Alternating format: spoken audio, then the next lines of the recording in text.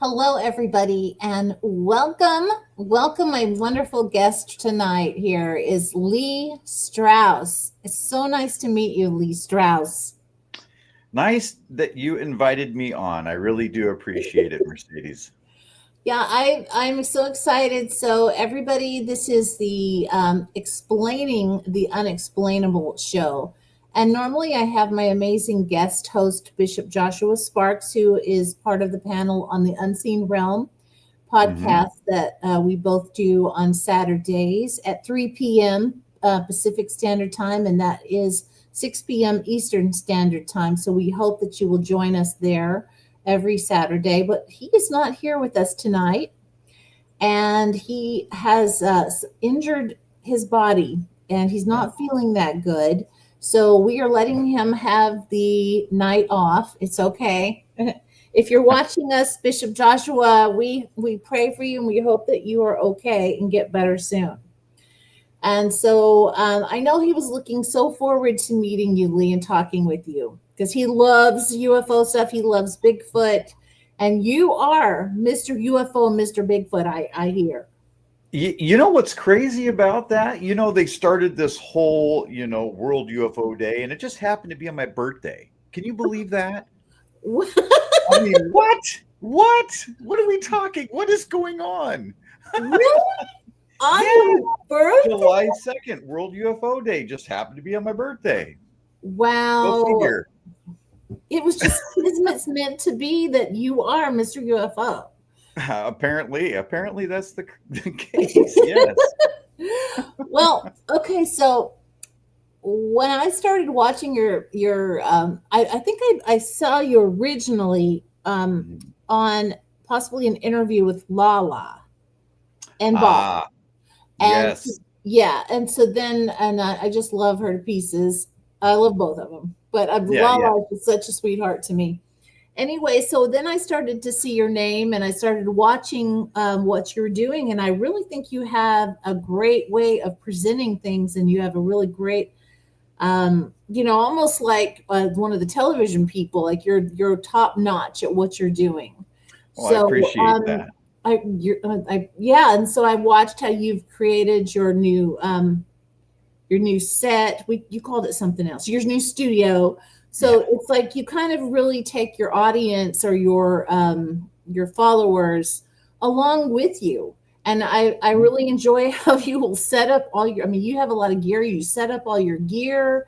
But you really take the people along with you, and it's actually quite fun because Mhm. I mean, I love the wilderness. I love the woods, and so I love. I've never actually gone on a paranormal investigation out in the forest before, but I would like to, or what you're doing. But it's neat for me because I really enjoy watching what you're doing in the how you're setting up and you're in the wilderness, and it's really cool. So tell the audience a little bit about yourself and where you're at. Are these locations usually always by your in your home state? Mhm. Well, this I'll get started with how this all began for me, Okay.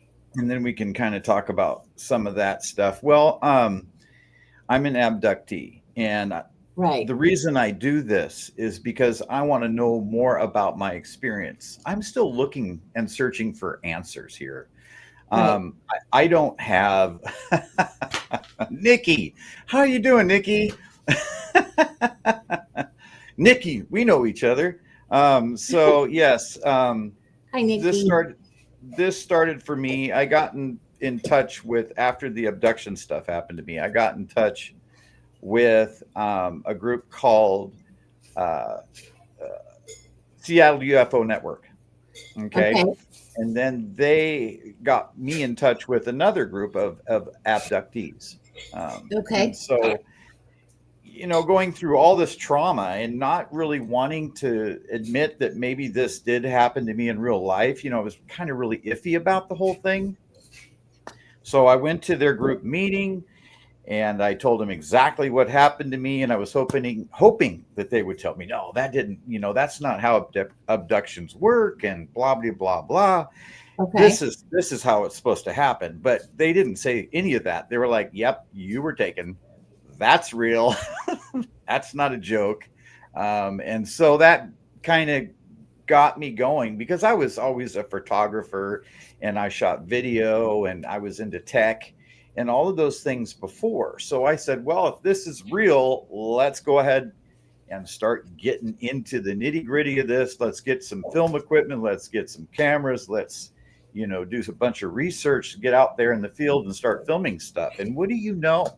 When I get out there, I start seeing things. I start grabbing videos of UFOs in the sky and things that I can't explain. Yeah. What Um, year did this actually begin? so Like, that the research part of this started about 14 years ago. oh, Yeah, yeah. Before there was even a UFO I team, it happened probably 3 years before Michael Hall started doing the UFO I team thing, and okay. then yeah, and so I was with Michael Hall for probably about 4 years, and then I kind of branched off and started doing my own thing with a friend Oh, of mine, Ander, and we started going yeah. into the woods, and started going to hot spots where we know that there's been UFO activity and filming in those locations. And yeah, we've caught some amazing, amazing things, even amazing enough to where you're asking them to do something in the sky and then they Yeah. perform that act for you several times, which is Yeah. amazing. It's just awesome. Yeah. Um, So I've actually on our property here in Arizona, it's highly active. mhm, And if you see me put my eyes down, I don't mean to be I don't mean like I'm not paying attention, but I'm starting to type to the messages. So sometimes people may see my head down. It's not that I'm not paying attention to you. But anyway, I've done that where I can say, like I'll see a star and then I'll talk to them and I'll say, "Can I have a falling star?" And I'll ask how many seconds will that be, and they will do that within a certain, or I'll get a certain amount of time, and then mm, it will happen. So mhm. I understand what you're saying, and that's very exciting. So tell us a little bit about what happens when you are communicating with them. So it's not like I get a message in my mind or anything like that. It's more or less like I'm just asking, and I want to ask in a way that my camera equipment can hear me, pick up the question that I'm asking, right? So that it's all caught on film because I want people to realize that, there is no malicious intent out there at all. This is more of like, okay, guys, flash for me. Okay, change colors. Okay, those sorts of things. Can you make a right angle turn or whatever it is, right? And so, you know a lot of the time I'm getting those responses from them, and sometimes it's not that I see it right away, it's that I take the footage back and then I review the footage and then I see it happen. I've had incidences, Mercedes, where they're flying overhead and all of a sudden other teammates, all their power shuts down on all their equipment, goes kaput, and I'm still able to record, which is amazing to me. It's like they're Yeah. singling out certain people to get footage, Right. which is, yeah, it's just, I don't understand why that is. It's maybe because I'm, an abductee, because I've been through whatever the heck it is. It's been heck. But if you want to get into that, I can Yeah. tell you the story. Let's talk about that because I mean it's obvious that you have the connection, and that is probably like, well, we've talked with Lala, or they've explained like she even has like something that they feel is attached within her. I can't remember the name of it right now, but you know what I mean. Like Like an implant or yeah, like an something. implant. And Mm. so go ahead and let's hear about what happened to you. Okay, so I grew up in a family that did believe in UFOs. In fact, my mother had seen them twice, seen UFOs twice. My Okay. father was a very big believer in UFOs and said that he had seen some things. Um, so when I was a kid, I grew up hearing stories, but still within that, we were a very Catholic family. I was Okay. baptized Catholic, and, we just went by the Catholic doctrine. That's what we did. So when it came to my first sighting, where for some reason I was watching something on TV and something just told me, go outside. I wonder if you'll see a UFO. So I did. I went out onto the deck, and of course, in the sky in Linwood, Washington, there was a huge craft gliding silently overhead, and it was like a 5 points of light in a triangle shape. And And you so and you got the mental download to go out. I got something that said, just go outside and look. And I thought to myself, well, I'm going to go outside. I wonder if there's a UFO. And it had to do with something that I was watching on TV. And I don't remember what it was, but that was back in like 1994. Okay. So that was the first thing that happened to me. And then later in life, I moved into a home that I inherited. And we had some French doors on the back of the house. They were in our bedroom, the French doors.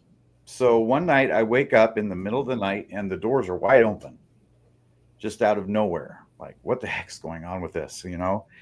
I thought that odd, because it's a double lock on those things. You can't just, freely open those things without hearing something or something. So I go and shut those, go back to bed. Everything's fine the rest of the night.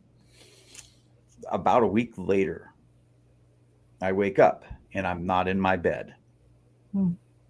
I am face down on some sort of a table and I cannot move at all.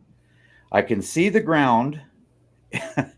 And what's really bizarre is that I must not be fully in my body. And this is where the dream thought came in, right? I'm seeing my body on this table that I can't move it, but I can also see through my eyes down at the floor at the same time.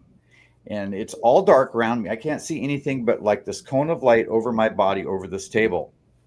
And it's really unsettling. And of course, I'm scared. I'm freaking out about it. And this machine comes down out of this light, and it's got these bunch of these tubes, different size tubes, and some are lower than others. It kind of looked like that thing on Superman where they're in the ice castle and he throws the crystal and these tubes grow up out of the floor. It's Yeah. similar to that. And so these tubes on this contraption are coming down lower and lower, and there's one that's farther down than the rest. And it has this needle that pops out of it. And I'm seeing this and I'm freaking out and I'm trying to move my body that's on this table. And I'm jerking and I'm drooling. I've got, saliva coming out of my mouth, and it's very visceral, very, very intense. I'm just about out of my mind with fear and panic. And then the needle gets down to the back of my neck and pierces into my spinal column. And it was the most excruciating pain. I can't even tell you. It pops. I can hear and feel the pop as the needle pierces the skin and goes in. And then it was like this amazing, loving feeling all of a sudden just wrapped itself around me. Like it felt like the hands of God just enveloped me with all of this amazing love. And I don't think that kind of feeling or that kind of intense love is something that we can feel in our own bodies. You know what I mean? I think we have to be outside of to feel that kind of intensity, Yeah. euphoria. I've experienced that, so I understand. Yeah. And so that pain, of course, had gone as soon as that happened, right? As soon as that, like Yes. being in God's hands, right? And then all of a sudden, I'm waking up in bed. My back, my neck is hurting so bad, and then I'm reaching around, and I can feel this like crusty and wet.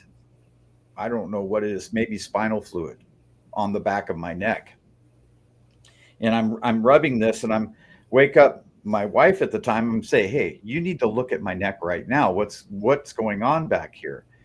And she Hmm. looks at it and she says, "Well, it looks like some sort of a weird spider bite or something." And well, that's not what I experienced, right? Uh, Wow. so while I was waking up, that loving feeling was kind of just dissipating pretty quick for me. And I get up, I go try to look at it in the mirror, but I can't really see what's going on back there. And so I tried to shrug it off, but I can't. It's in my mind. I'm thinking about this all day at work. It's affecting my work. At this point in time, and days go by and weeks go by, and I'm worried about this. I'm trying to find information on the internet at the time, and I'm not having very much luck. I'm trying to find other groups of people to talk to and stuff, and I'm not finding much at all. So I just try to push this out of my mind because it doesn't make sense. Catholic people don't.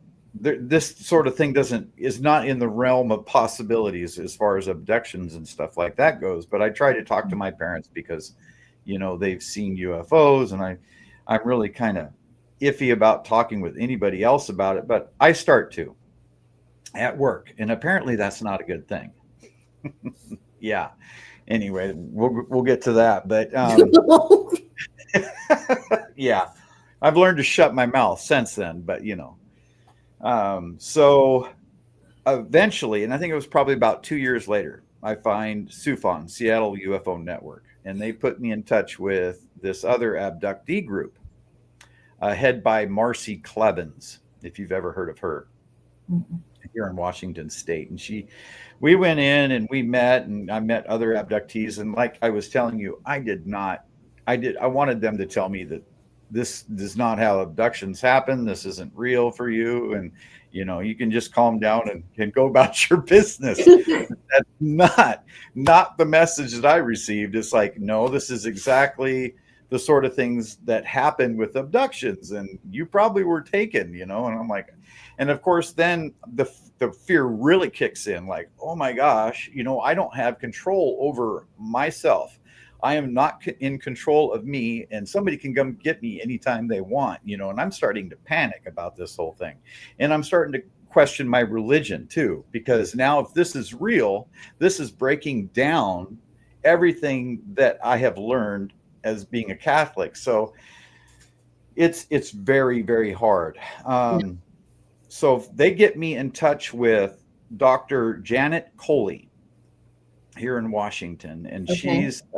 she's a therapist, a hypnotherapist, but she also does EMDR, and so I get in touch with her, and I go see her the following week, and she starts doing EMDR on me, which is eye movement desensitization, I can't even say the word. Desensitized. Yeah, desensitization. I can't say the word, but anyway, close enough.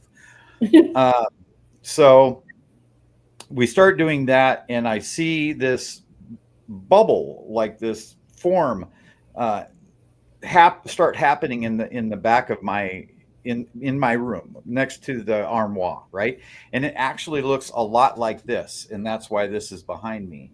This rippling that's happening Oh, on the wall. This is the right. kind of thing that I saw in when she took me back there. Oh, very good. Oh my God. And so, I'm starting to see this rippling happening on the wall, and all of a sudden I see the head pop out, just like I've got right here, and the hands pop out, just like I've got right here. Oh, And of course, once that happened, I was freaked out so bad. I was sitting on the couch, and I basically jumped up off the couch, and I was like, "Whoa, wait a minute now. This is a lot to handle, right?" And so by that time, our session had ended, and I had to have to wait another week to come back and see her again. And in the meantime, I'm in this state of, totally freaking out about what I just saw in yeah. my own mind, or where she took me back to. And so, this week was so tough for me. I cannot tell you. I was really thinking about unaliving myself at this point in time because of the stress, and because I had to basically rebuild myself and everything that I had learned up to this point, as far Right. as I was concerned, right? My whole paradigm, my whole reality had just been torn apart, and now I've got to rebuild it, and that was a lot for Mm. me. Um, So finally got to go back to see her again the following week, and we went back into it, and it was good. She brought me through this portion of the experience several different times to try to desensitize me to it, which worked. It did help. Well, Thank I God. understand. I understand Yeah. now. Yeah, yeah. And so what happened was there was three of these guys that came into the room, Okay. and one was, at the edge of the bed, and one was over by this amorphous blob that was there in the corner, and then there was one next to the bed. They took me out through the wall, out into the backyard, and I was pulled up into a craft. Okay. So this is where we get back into that whole nightmare thing. This is where that whole nightmare starts, is once I was on board. Because we're reliving the experience at this Yeah. time, right? So getting on board, I felt very nauseous, and even when we were going through the EMDR in her I don't know what you call it, her studio or her lab, her conference area in the school that we were in. Um, she was taking me through this, and it felt like I was going to get sick there. So everything that I had felt, you know, while I was on board, I was reliving those feelings. So I felt nauseous, and I Right. remember the smell of ammonia. Okay, because it's like ammonia and vinegar smell on Interesting. board. And I, was ill. I got sick on board. I threw up, and I distinctively got the message from them that they don't have control of their faculties. That was what they had said about after I got sick on board, So that we don't have they don't have control? humans.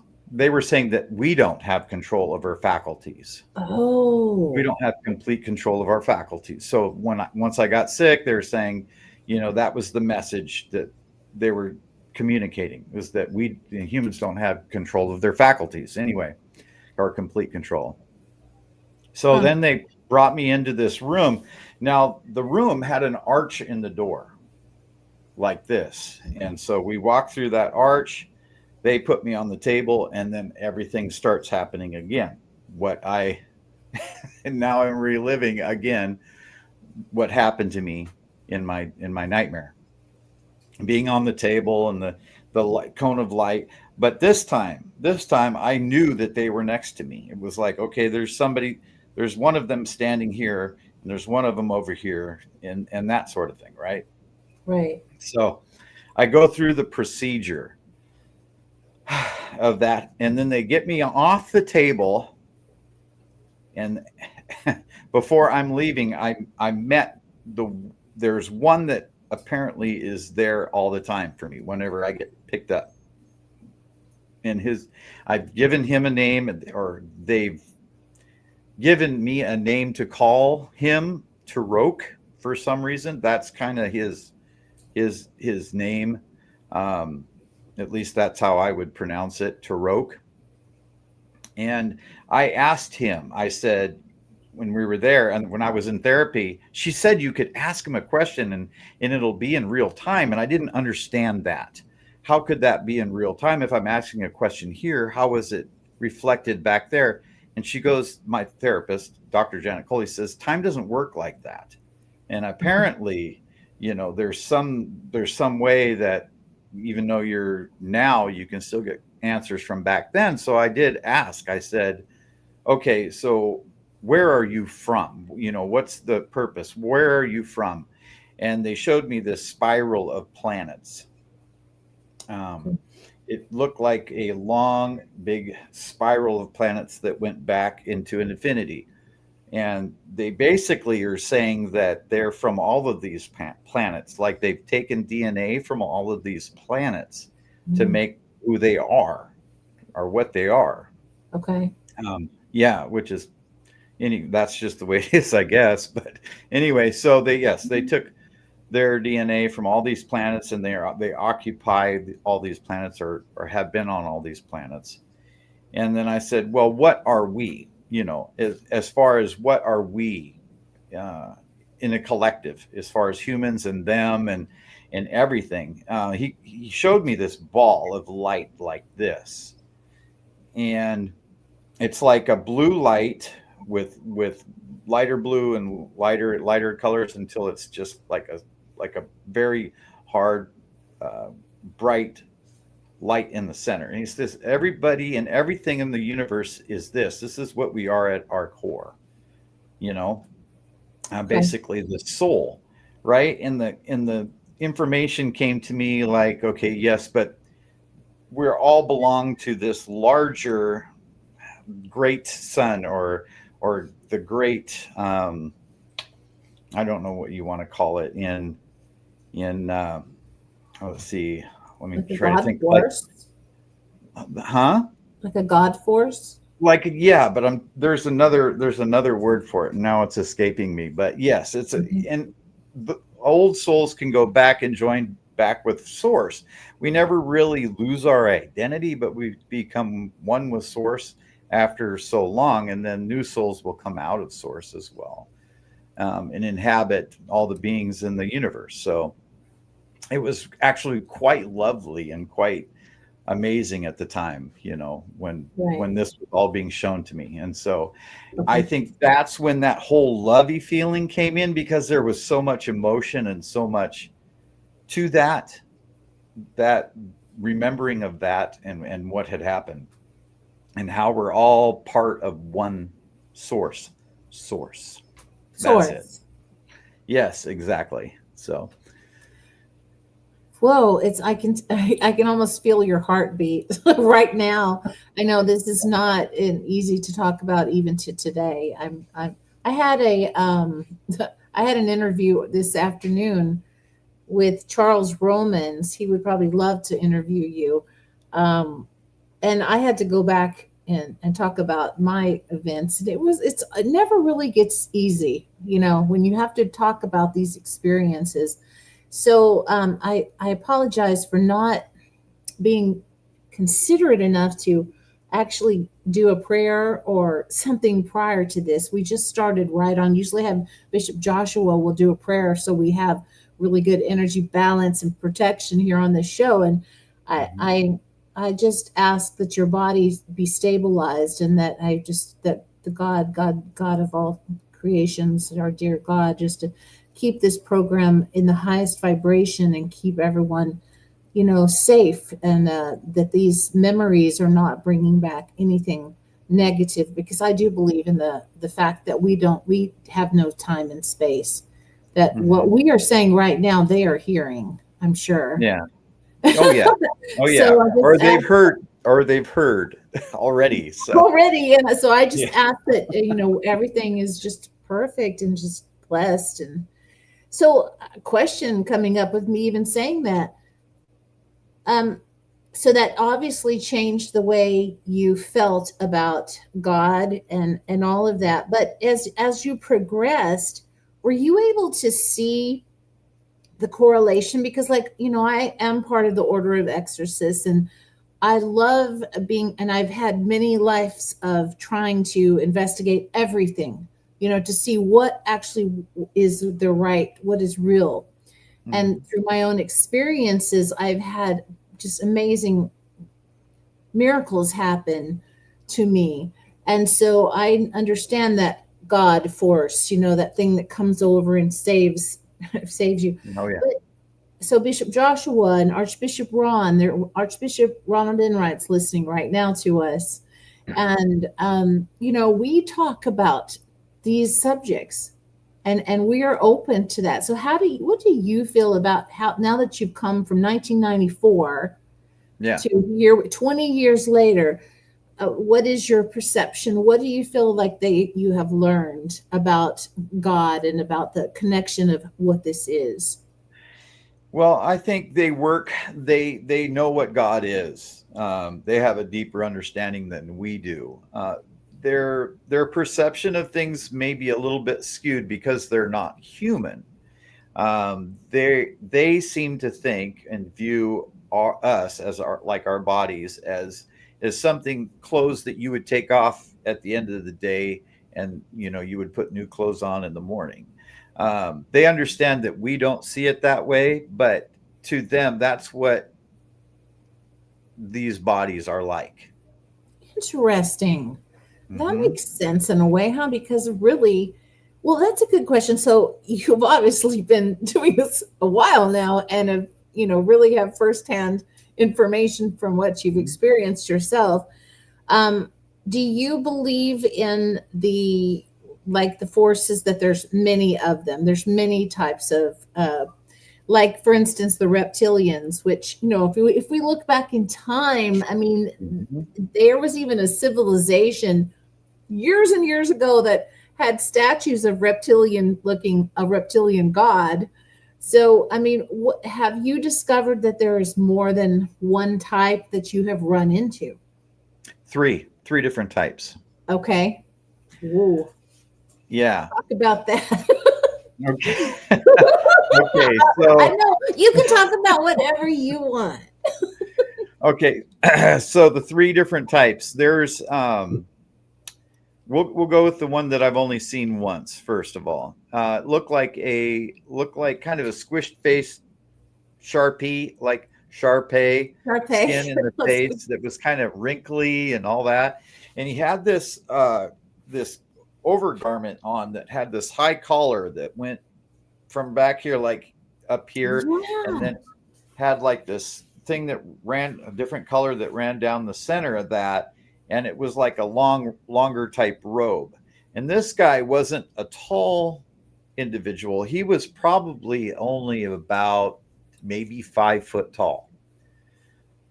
But the high collar is what I remember. And I only saw him once, and he was showing a group of us, a group of um, humans on board a craft. We were looking at the planet, and he was telling us and conveying to us that the planet is like its own life force, like it has its own soul, it's its own being, you Right. know. Okay. And so that kind of the whole Gaia thing, right? And how things that we do can affect that. And the strangest thing I remember is when we all got on board, there was probably 12 of us, 12 people.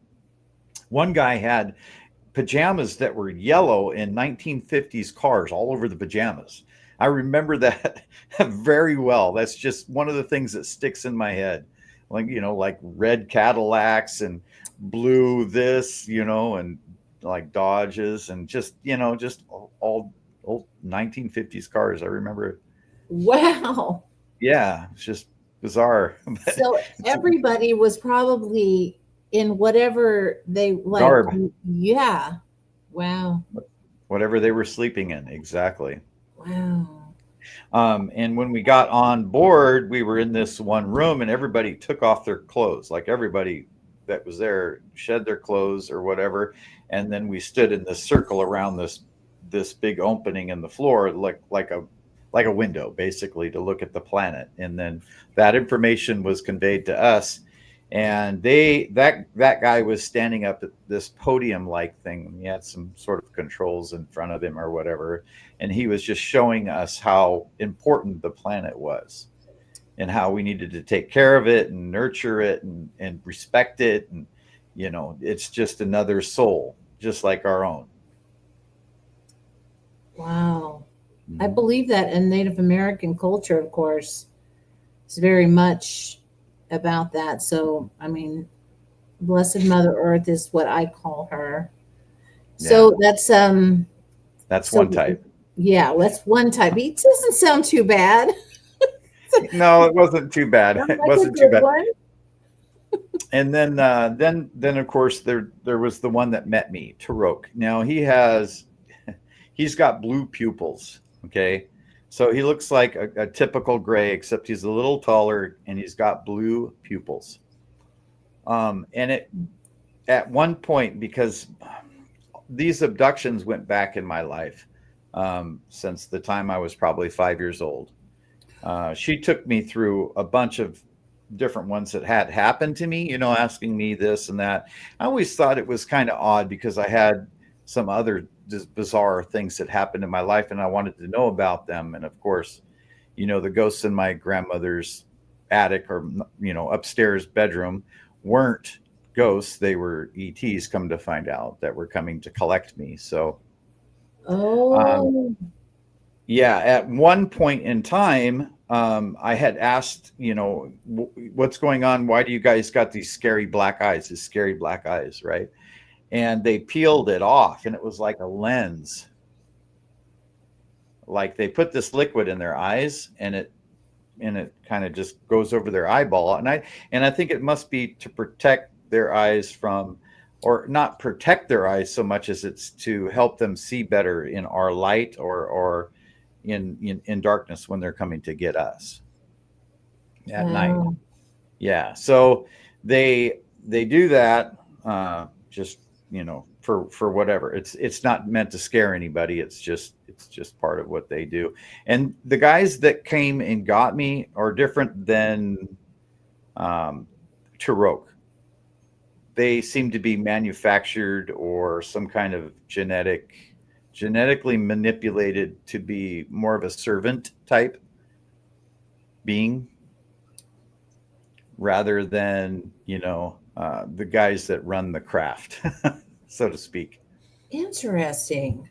So were they more mechanical or just Not They didn't act mechanical necessarily, but they still have incredible ability.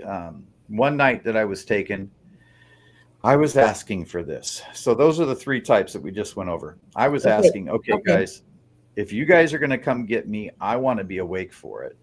And I had said this over months and months and months. And one night I got the feeling they were coming. And I felt one behind me, and I knew he was there. And so I said, okay, I guess this is the time. We're going to meet face to face in my waking state. So I rolled over, and he was right there in my face. And I was looking into his eyes, those black inky eyes. And it was like, as soon as I did that, everything became numb from my toes on up, just rather, fast, probably 3 seconds before I was completely out. But I felt that numbing starting at my feet going up. And I was like, wait, I want to talk. I really want to talk and have a Oh. discussion. Well, and it was like, no, that's not going to happen. But they gave you the opportunity to know you were Yeah. going. To Hmm. see them before they took control. Yeah. Yeah. So then you weren't awake and then you woke back up, or did you remember Yeah, what the next happened? day I woke up after that experience. But You don't remember what, I asked for it and I got it. I right? didn't get as much as I wanted, but I did get something. Yeah, but you didn't remember exactly what happened, but did you still have the things in the back of the neck when you woke up? Not that time. It was only that one time that Just that it was one kind of time. like the opening of the door of, opening of the Pandora's box, that incident for me, because then I got to see all the other stuff that had led up to that point in time. And then, that one incident propelled me to what I'm doing now, right?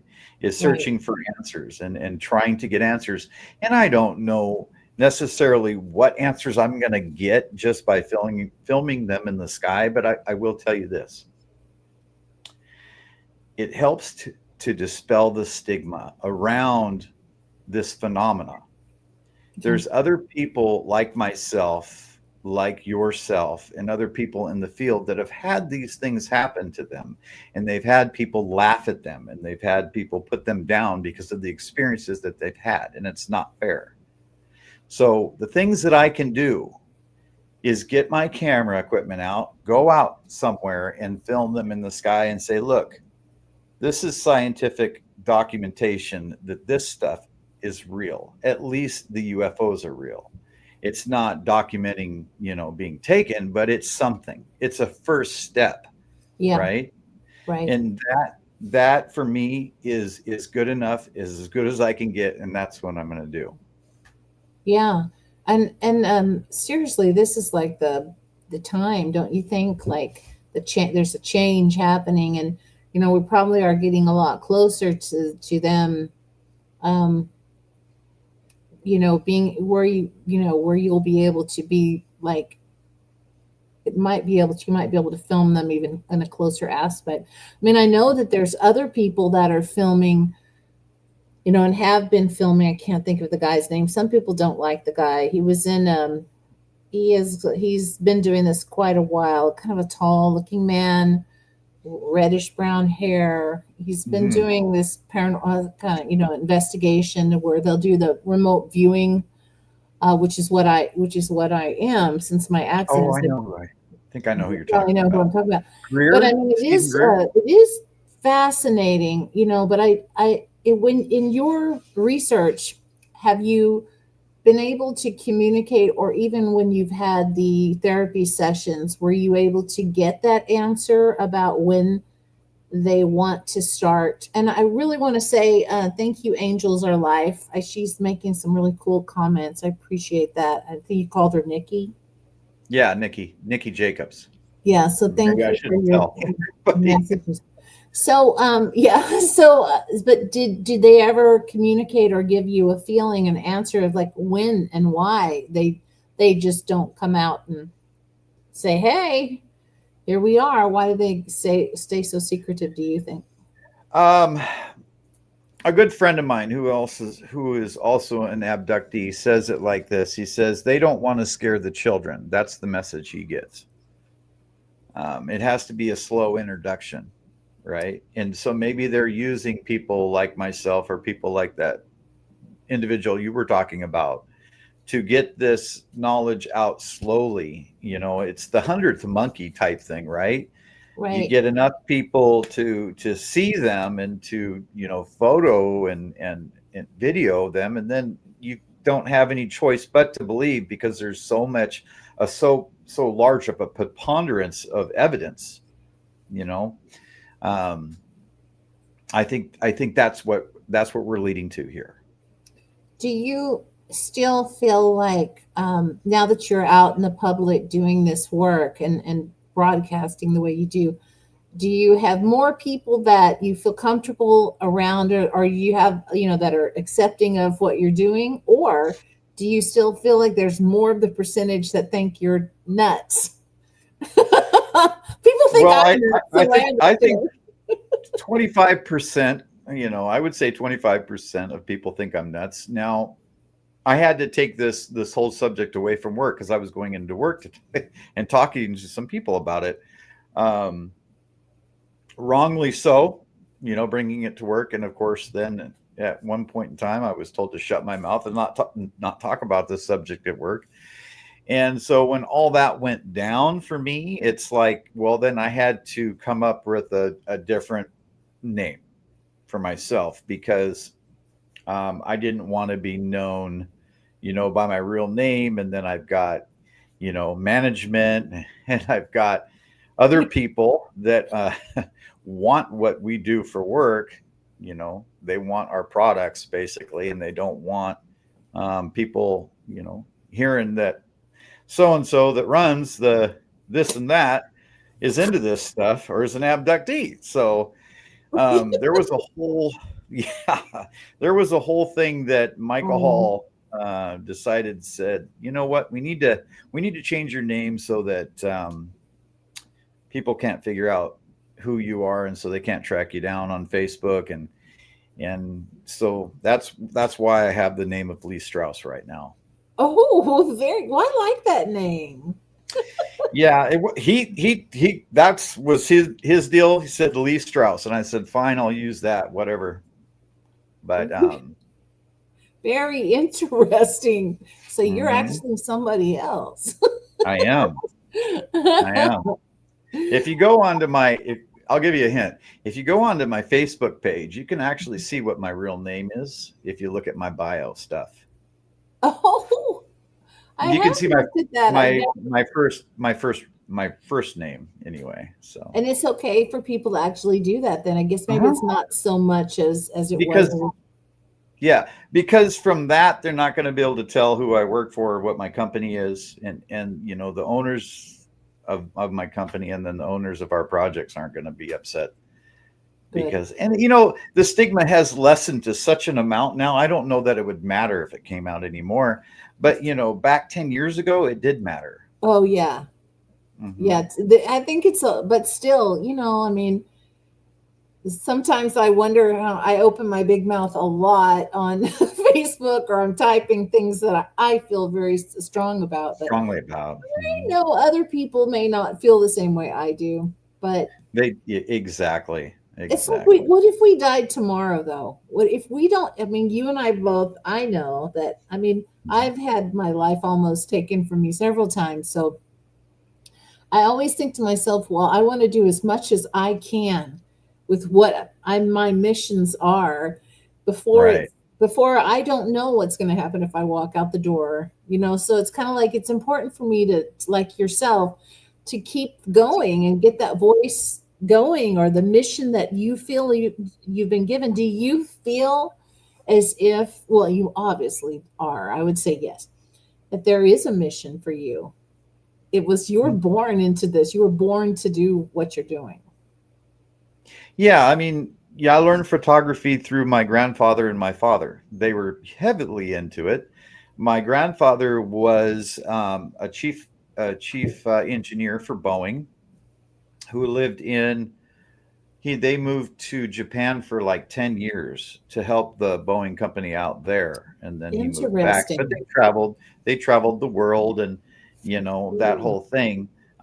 Where he settled in Washington State, where he built his home, was straight across the waterway from Murray Island. If you've ever heard of the Murray Island incident, which was Oh, like but the first UFO, the first major UFO incident before Kenneth Arnold saw the UFOs skipping between Mount Rainier and Mount Adams, oh, and your family just happened to be right there in that location. Very interesting. where I was taken, by the way, for the one time that I clued in when I got the thing in the back of the neck. Yeah. Wow. See, that's just the way it works, isn't it? It's like it's something, a pre-plan. It's already, you were set to do this. So what do you see for, let's see, she got, big and small companies don't want the association. It sucks as an abductee. Yeah. We need to be able to table talk about these situations, since it's important to get the info out there and can be healing. Well, Mhm. I've noticed that from, thank you for that comment, Angels Are Life, Nikki, because I've talked to a lot of people. One of my, I don't know, I think, do you know her? My Dr. Renee Schutz. Which, has she interviewed you yet? I She's have great. not. So Mm. she has had many encounters, and so I'm sure that she will know. She will be watching this, and Lala has been on there. Archbishop Mm. Ron's been interviewed. I've gone twice with her now. Really wonderful, and she's on Paraflix TV.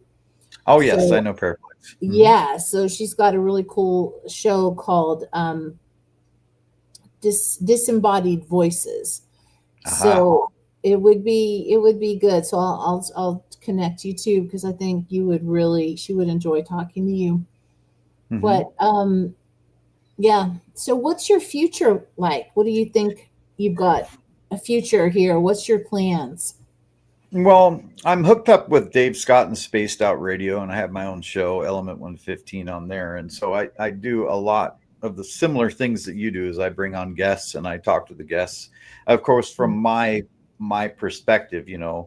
Um, Right. I really want to help people that have dealt with the abduction phenomena and they're still thinking of it in a negative light. Yes, it Right. can be, but I believe that there's also positive from it. And if they don't see it right away, that's fine. But I think they can come to think about it positively, because Right. then their mission too should be to help other people that have been through similar, traumas. We're all here, at the core, we're all here to help each other, right? Right. Um, right. And we're here to learn, and we're here to get along, hopefully, and perpetuate that sort of thing. So, yeah, but in the future, I just want to continue doing what I'm doing. I'm at the point and have done live sky watches before. Yeah. Um, I take all my equipment out to a location, and we're planning on doing that on the 17th of this month again. We're gonna be able to go live from above Diablo Lake here in the North Cascades, of Washington, and so that Diablo will be, Lake. That yeah, sounds interesting. right. Have Nothing you but the best over here for Element have you 115. have you been to that spot before? I have, but not in this capacity, not to film, and yeah, so this will be different. Hopefully they'll show up for us there. That's what we're hoping for. So, which, in your opinion, what do you think is the highest activity area that you've actually filmed at that you can talk It'll about? be between two. So Mount Baker and Mount Adams are the top as far as Washington State UFO paranormal hotspots that there are. It's crazy. It's insane up here, and it's not just UFOs; it's Sasquatch as well. And Right. and I don't know if there's a correlation there between the two, but both of the I believe phenom there is. both of the phenomenon are well and alive, highly alive in those locations. Yeah, I honestly believe that they are definitely connected. I mean, I personally think that there's a lot of they travel through portals, and that's Mm. they can, because I know that spirits can travel through portals. And I've talked to Lee Hample. Have you heard of him? He's really cool. I have. I saw him from the Small Town Monsters, Oh, okay, yeah. and I had him on the show, and it was so fascinating. But he definitely has filmed like the connection of like what he believed was, you know, like they came in and disappeared. They came in and filmed like they came right through a doorway. So it was very interesting. But so we decided to talk a lot about the UFO, but really you definitely talk about the uh the The cryptids and Bigfoot. Sasquatch, right? And you investigate those too. Yes, I have them over here on my wall. So Yeah. That's just yeah, so cool. I do. I do talk a lot about Bigfoot just because of my own experiences as well with Bigfoot. I've had quite a few. When I was young, I used to backpack all the time by myself. I don't do that anymore, but I used to do it a lot, and I had a couple experiences doing that. And so from that kind of gave me some interest, but it wasn't my hot button topic, so to speak. But Well, it's almost like they found you. uh-huh, yeah. Yeah. They're like, you're one of them people. Yeah. Well, in your experience, was it almost like an instant type thing, or was it you something that you were able to communicate with them, like in a You way? know, at first it didn't start out like a communication thing, but I can definitely tell when they don't want me in the area. I've had that sort of feeling before, like we don't want you here. And sometimes that sort of thing is connected with certain people that I may be with at the time. I feel that there's certain people that um, aren't ready for that sort of thing to happen, or they are Right. much too aggressive, that sort of thing. They're not open to getting that sort of thing without having aggression and anger and fear about it, without, you know what I mean. Yeah, that makes sense. So it Mhm. sounds to me like a big part of your mission is to help people that have experienced these things, and a lot of people that have experienced these things they do suffer a lot of emotional trauma and fear. I know that. It's a very scary thing. But what do you think is the best?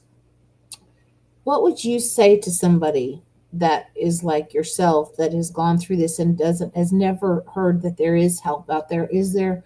What would you recommend to them? They can definitely find some groups in their area of other abductees, through Facebook, through meetups, that sort of thing. And I would usher them to go look for those groups. Just saying that you're not alone isn't enough. You need to go and meet with other people that have been through it, um, because in those groups, in those environments, you can find a lot of healing. And of course, if they can help you find a therapist that deals with this sort of thing, that's even better. Would you say that the work that this your therapist has done with you has been instrumental in changing everything to this point for you? Definitely has been. It's definitely changed my perspective on the whole phenomenon and the things that happened with me. I'm not near as worried or scared. I'm not going to say I'm without fear, but I will say that I have a lot less fear. It's It's good. it it's inquisitive. I'm very inquisitive now. Did you ever feel as if your body was damaged in any way from any of this that you've had to work? Obviously, you're very physically fit and you work out and you eat healthy. But was that is there nothing really ever came to you? Like sometimes you'll hear people will. I mean, I've seen different stories that like somebody started having severe headaches. There's different things, but you Yeah, have I've had migraines all my life.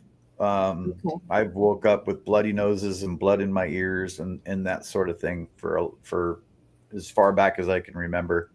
And I've gone and done CAT scans and the whole thing and worked workups, and they've never found anything. So Okay. my thought is that it may be due to these abductions. Well, I know that's one of the theories is one of the symptoms or several of the symptoms that I've heard from other people. So I mean, it's but then again, I work with the head and the face and people cranial sacral and their dental stuff, and so people have that. They'll have the bloody nose or and the headaches. But it is interesting that other people have had the same symptoms, similar that have been um, picked up and taken. And when do you think was the last time? I know we're about to run out of time, but I'm just curious. When do you think was the last time that you actually felt like or were abducted that you remember?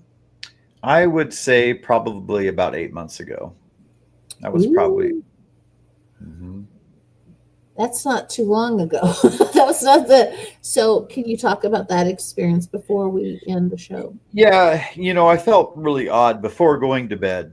Um, Thought, well, maybe something was going on. Yeah, maybe, right? But when I woke up is when I felt like I wasn't attached to myself. I felt like I was hovering above myself all day long, like I Okay. wasn't fully integrated back in my body. It just felt really bizarre.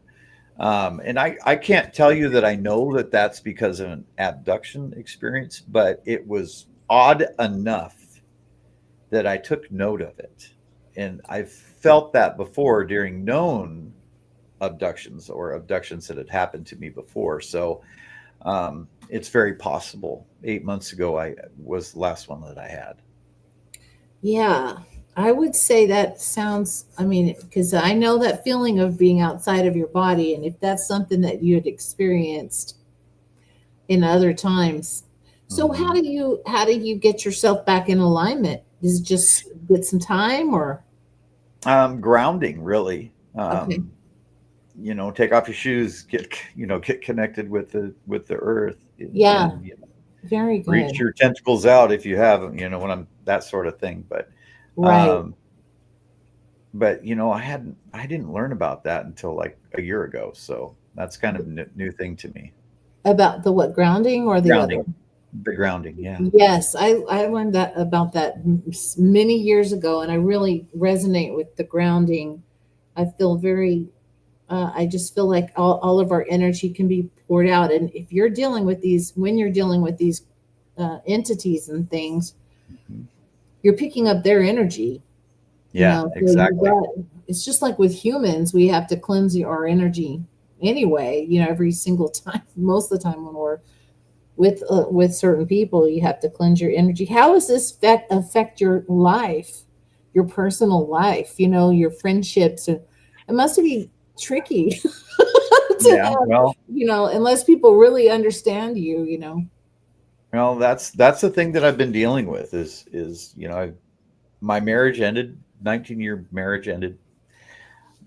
Maybe some part of this phenomenon caused that, just because she, didn't want anything to do with it, and I needed to explain it to myself in a way. Right. But there was other issues, and then just finding I'm still looking for another abductee to be with. Um, well, Yeah, it would help because it would be somebody that, that has experienced what I'm sure there's millions, we just haven't really, they're just not coming out and talking about it.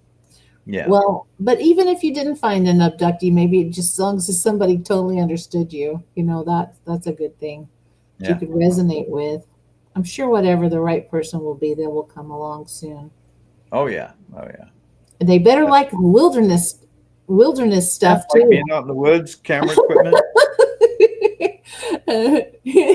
Well, thank you so much for being on here, and I really would love to have you come back again when Bishop Joshua is on, and I would love to talk more about this and hear what's happening in your, because you're going on these adventures. You're about to go on this month, another one. And where can people? I know where can Facebook and all that, but what would you suggest to people to find you? The best way to find you or reach out to you, whatever it Yeah. is that you need to say. Well, yes, of course, on Facebook, Lee Strauss. But I've got Andrew and Lee on the Trail on YouTube. We have basically a show where we have seasons up there posted, and Element 115 on Spaced Out Radio on YouTube and Facebook as well. Hmm. And so shout out to Andrew and Lee. Yeah, I've seen them on your posts. They look pretty cool, huh? And then yeah. on Spaced Out Radio, who runs that one for you? We shout out to them. Is there? Well, Dave Scott runs Spaced Out Radio. Well, hello, Scott. If you're watching there, watch this. Dave, I'm yeah, excited that you're on these doing this work, and they're really good. So everybody, watch this, tune in, and keep it going. And if you know any abductees that would be a good match for him, please share their his information with them, because there's got to be somebody out there that will fit with you. So yeah. anyway, thank you so much, Mr. Lee Strauss. I appreciate you being on with us here on you, and you helped to really explain some of the unexplainable. That's That's good. important. Yeah, it's important for this show. We have to explain the unexplainable. And I'm so happy that everybody that came on the chat today, appreciate you so much, and appreciate those that are going to watch this now, later, or anytime. We appreciate you, and we hope that you will come back and join us every Tuesday at 7 p.m. Pacific Standard Time here on the, did I say, yeah, on the Web Radio Network. And be sure to tune into the Unseen Realm with Archbishop Ronald Enright and our amazing team. And Lee, we have an incredible Dr. Finkelstein, Adrian Finkelstein, that will take people through um, the hypnosis and Hmm. time. It's incredible work that therapist has done with you. I'm Yeah, so excited that you were lucky enough to find an incredible therapist like that. So yeah. amazing. So anyway, thank you everybody. Thank you so much for being here. And Lee, God bless you. And thank you for God being bless here you with too. me. Yeah, thank you very much for inviting me on. It was great. It was Good time. fun. Yeah, Okay. Thank absolutely. you, everybody. Have a beautiful night. Thank you, Web Radio Network. Thank you, Stan Fikes, our producer. Thank you, sir.